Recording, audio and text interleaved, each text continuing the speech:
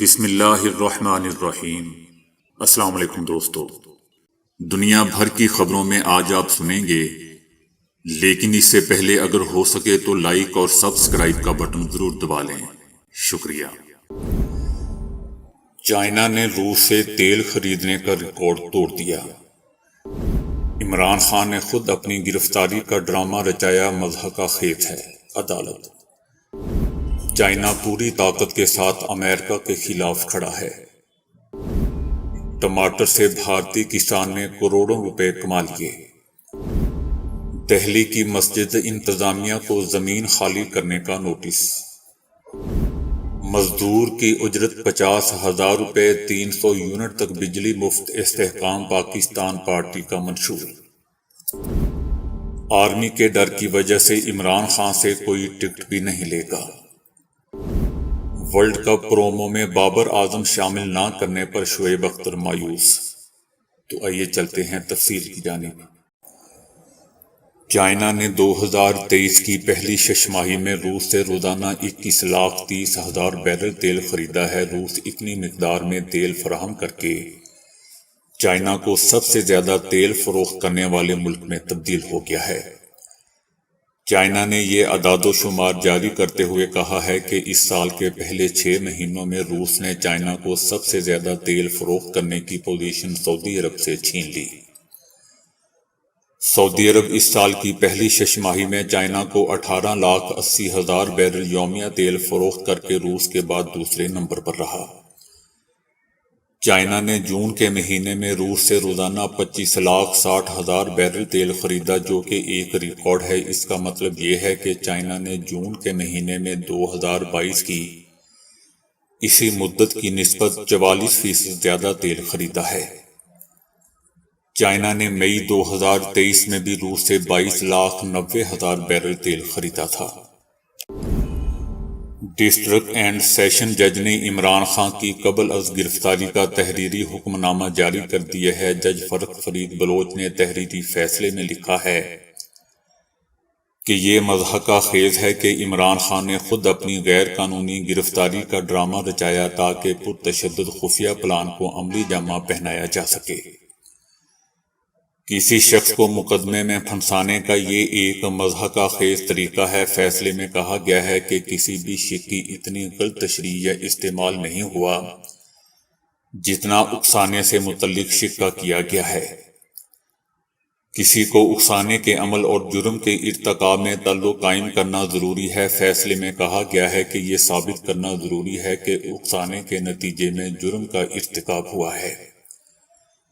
یہ تسلیم شدہ حقیقت ہے کہ جرم کے ارتکاب کے وقت عمران خان نیب کی تحویل میں تھے۔ فیصلے میں کہا گیا ہے کہ یہ عمل پولیس کی جانب سے بد نیتی اور مذموم مقاصد کو ظاہر کرتا ہے۔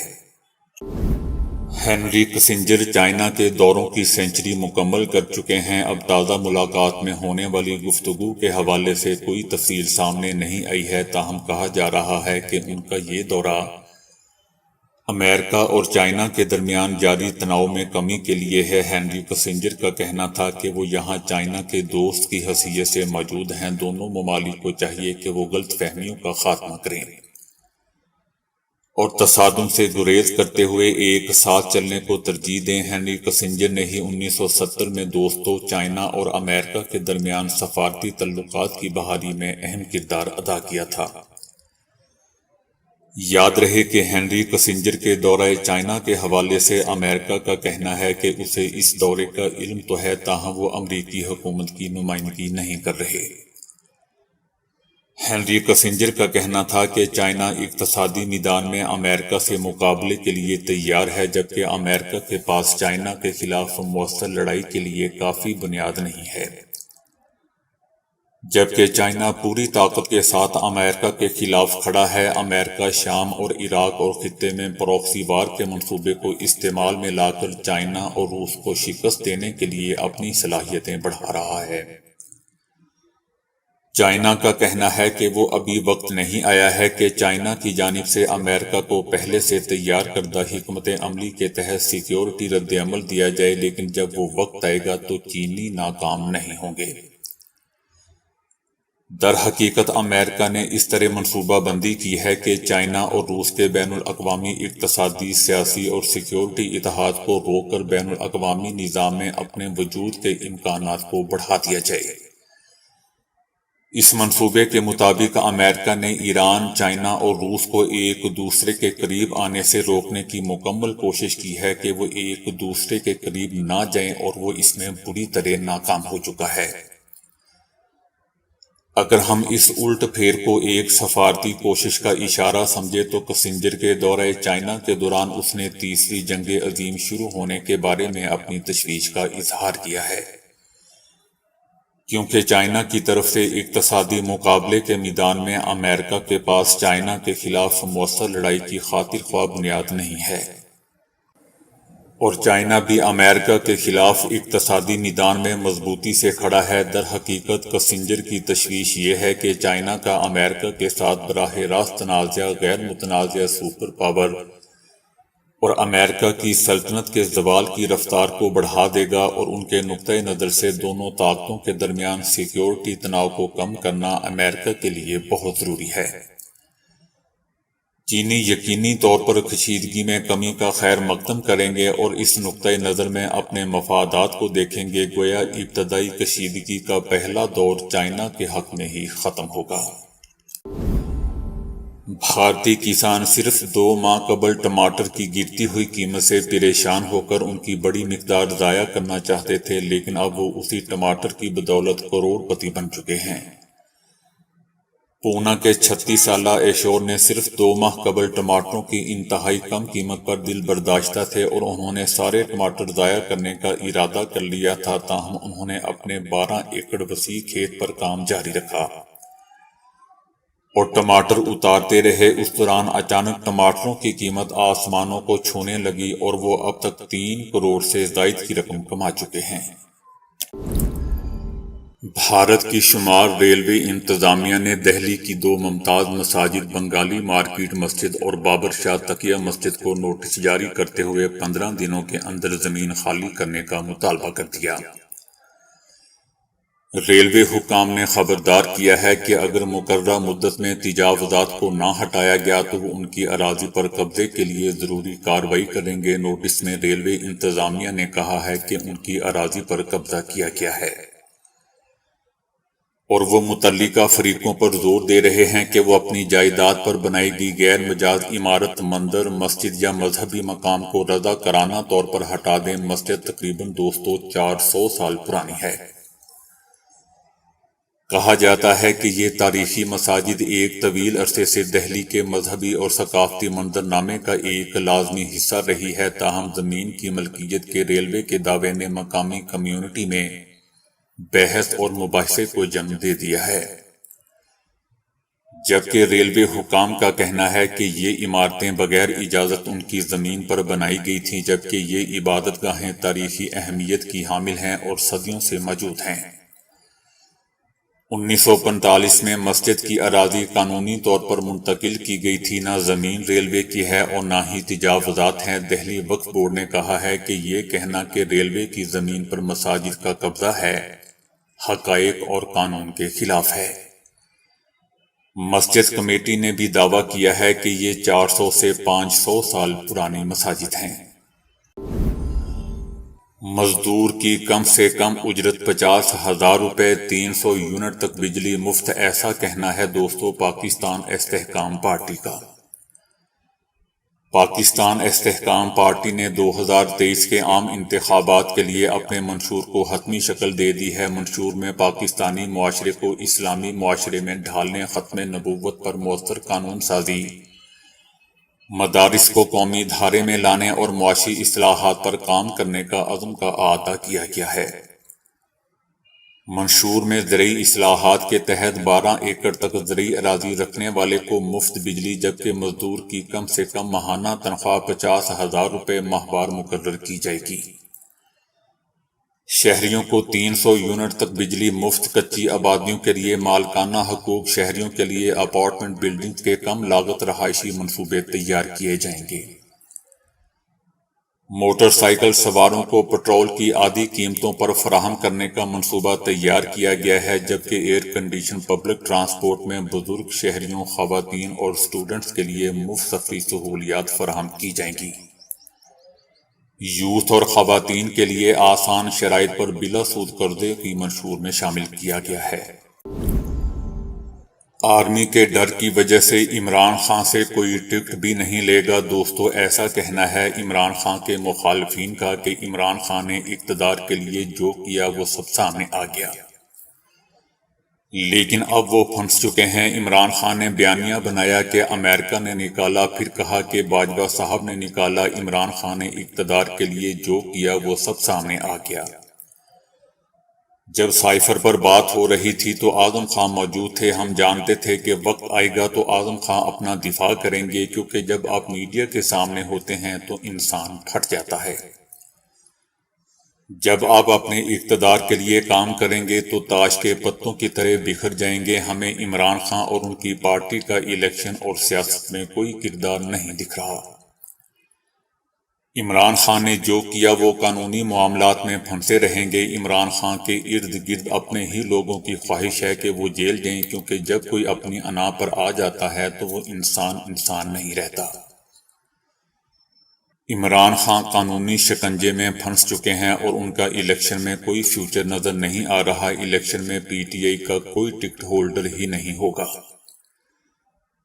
آرمی کی ڈر کی وجہ سے عمران خان سے کوئی ٹکٹ نہیں لے گا۔ اعظم خان سائفر کا حصہ ضرور تھے، لیکن جب آپ کوئی غیر قانونی کام کرتے ہیں تو چیزیں چھپا لیتے ہیں۔ شہزاد اکبر بھی بہت سی چیزیں چھپا کر لے گیا ہے۔ اعظم خان چھوڑیں، عمران خان کے ساتھ کوئی بھی نہیں رہے گا۔ جب شکنجہ بڑا ہوگا تو بہت سے لوگ سامنے آئیں گے۔ انسان بہت کچھ سوچتا ہے، مگر ہوتا وہی ہے جو اللہ چاہتا ہے۔ کون آسمان پر رہے گا، کون زمین پر، وہ وقت ہی بتائے گا۔ مخالفین کا مزید کہنا تھا کہ باجوہ صاحب برے آدمی تھے تو انہیں اچھا آدمی کیوں بنا دیا گیا۔ بقول آپ کے کہ باجوہ صاحب نے پنجاب حکومت گرا دی، لیکن ان سب چیزوں کے لیے ارشد شریف اپنی جوانی گوا بیٹھا۔ عمران خان چاہتے تھے کہ صدارتی نظام کے تحت وہ بادشاہ بن جائیں۔ دوستو، ایسا رونا پیٹنا ہے عمران خان کے مخالفین کا۔ شعیب اختر نے بابر اعظم کو آئی سی سی پرومو میں شامل نہ کرنے پر مایوسی کا اظہار کیا ہے۔ شعیب اختر کا کہنا تھا کہ جس نے سوچا کہ ورلڈ کپ پرومو پاکستان اور بابر اعظم کی نمایاں موجودگی کے بغیر مکمل ہو جائے گا، اس نے حقیقت میں خود کے ساتھ بھونڈا مذاق کیا ہے، تعصب کا مظاہرہ کیا ہے۔ میرے خیال میں تھوڑا بڑا ہونے کی ضرورت ہے۔ آئی سی سی کی جانب سے 2 منٹ اور 13 سیکنڈ کی ویڈیو جاری کی گئی ہے، جس میں دوستو یہ تقریباً آپ پہنچا کا پیغام بھی درج ہے۔ اس ویڈیو میں اداکار شاہ رخ خان ٹرافی کے ہمراہ موجود ہیں، جبکہ ماضی کے ورلڈ کپ ٹورنامنٹس کی خوشگوار یادیں بھی تازہ کی گئی ہیں۔ آئی سی سی کی جانب سے جاری کردہ پرومو ویڈیو میں بھارتی کھلاڑیوں اور مداحوں کو زیادہ دکھانے پر کرکٹ کونسل کو شدید تنقید کا نشانہ بنایا جا رہا ہے، جبکہ کچھ شائقین کرکٹ کا کہنا ہے کہ ایسا لگتا ہے کہ بھارت کے علاوہ کوئی ٹیم ورلڈ کپ میں شامل ہی نہیں ہے۔ دوستو، دنیا میں ماں کا نعم البدل ممکن نہیں، اور ماں کی محبت شاید دنیا کی خالص ترین محبت ہے۔ اب بھارت میں رہنے والی اس غریب ماں کو ہی دیکھ لیجئے، جس نے اپنے بچے کے علاج کے لیے رقم نہ ہونے پر اپنا دل اور دیگر اندرونی اعضاء فروخت کے لیے لگا دیے ہیں۔ اس خاتون کا نام شانتی بتایا گیا ہے، جو اپنے 5 بچوں کے ہمراہ ارناکولم کی ایک سڑک کے کنارے بیٹھی ہے۔ اس خاندان نے وہاں چند کرسیاں رکھی ہوئی ہیں اور زمین پر ہی سونے کا انتظام کر رکھا ہے۔ شانتی نے ایک بڑے کاغذ پر اپنے اعضاء فروخت کرنے کا اشتہار لکھ کر بھی نمایاں جگہ پر لگا رکھا ہے، جہاں سڑک پر آنے جانے والے لوگوں کی اس پر نظر پڑے۔ اس اشتہار پر شانتی نے لکھ رکھا ہے کہ اس نے اپنے بچے کے علاج پر جمع پونجی خرچ کر دی ہے اور سڑک پر آ گئی ہے۔ چنانچہ اب وہ اپنے بیٹے کے علاج کے لیے اپنا دل، گردے اور دوسرے اعضاء فروخت کرنا چاہتی ہے۔ اس خاتون کا کہنا تھا کہ میرے پاس پیسے نہیں ہیں، جس کی وجہ سے میں دل اور دوسرے اعضاء بیچنے پر مجبور ہو چکی ہوں۔ مجھے کسی بھی طرح 20 لاکھ روپے اکٹھے کرنے ہیں، میرے پاس اور کوئی راستہ نہیں ہے۔ دوستو یہ معاملہ سامنے آنے پر کئی افراد اور گروپس اس خاتون کی مدد کے لیے آگے آ گئے ہیں اور امید ظاہر کی جا رہی ہے کہ جلد ہی اس کے بیٹے کے علاج کے لیے مطلوبہ رقم مہیا کر دی جائے گی۔ پاکستان سمیت 21 ممالک میں 10 سالہ تحقیق کے بعد ماہرین نے دریافت کیا ہے کہ اگر ہفتے بھر میں صرف 150 گرام گوشت کے کھانے بھی کھائے جائیں تو بھی دل کی بیماریوں کا خطرہ بہت بڑھ جاتا ہے۔ اس تحقیق میں 5 براعظموں کے 21 ممالک سے 1,34,297 افراد میں گوشت کے استعمال اور امراض قلب کی بابت اعداد و شمار جمع کیے گئے تھے۔ اس تحقیق میں گوشت کی 2 اقسام رکھی گئی تھی، غیر تیار شدہ اور تیار شدہ۔ گوشت کی دکانوں پر عام فروخت ہونے والے گوشت کو غیر تیار شدہ قرار دیا جاتا ہے کیونکہ اسے لمبے عرصے تک محفوظ اور کھانے کے قابل رکھنے کے لیے کسی کیمیائی عمل سے نہیں گزارا جاتا۔ اس تحقیق سے معلوم ہوا کہ ہفتے میں صرف 150 گرام یا اس سے زیادہ تیار شدہ گوشت کھانے والوں کے لیے ناگہانی موت کا خطرہ 51% زیادہ، جبکہ دل کی بیماریوں میں مبتلا ہونے کا خطرہ 46% زیادہ تھا۔ اس کے برعکس غیر تیار شدہ گوشت کھانے والوں میں گوشت کے استعمال سے دل کی بیماریوں یا اموات کا اضافی خطرہ ثابت نہیں ہو سکا۔ The American journal of clinical nutrition میں شائع ہونے والے اس مطالعے میں کہا گیا ہے کہ تیار شدہ سرخ گوشت کھانے کے معاملے میں احتیاط برتنا اور اس کی مقدار کم رکھنا ہی بہتر ہے۔